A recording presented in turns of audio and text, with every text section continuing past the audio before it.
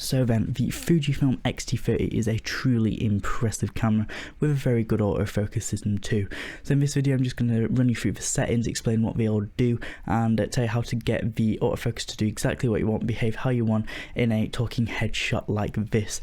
And you can get it nice, responsive, accurate, quick, and I'm also recording the HDMI info display, and as you'll see it will track me right to the very edges of the frame. So then let's get started.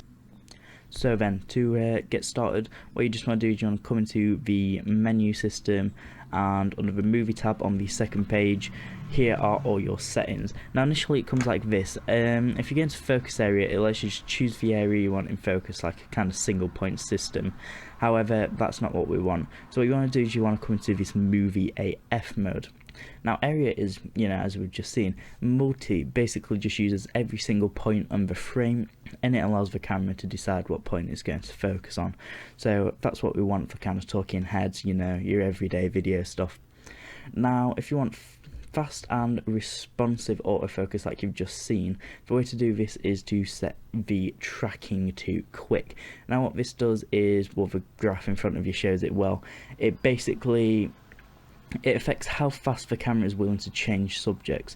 So if you move this over to locked on, it will hold you for longer. It's basically will never ever lose you, but it's also slower to jump to objects in front of you. Now over to the quick side, this is nice and responsive, on point, instantaneous switching like you saw before. However, there is a slightly greater risk it'll lose you. And similar to that in the autofocus speed, if you want it to be fast, keep up with you, never lose you, fast is what you want, but if you want a slow, smooth transition, over this side is better. But yeah, for what I was showing you earlier, full sensitivity and full speed seem to work on my condition, my setup, and it never really seems to lose me. So the face and eye detection setting, I personally always recommend leaving it on eye. It detects your eye. If it loses your eye, it'll track your face, and then if it loses that, it'll detect an item in the foreground or just go to the background if you left the frame. So yeah, that's kind of what we want for your average video stuff. And just for an example, this is how it performs in the slow tracking, slow speed mode. As you'll see, it has a very smooth, gradual response.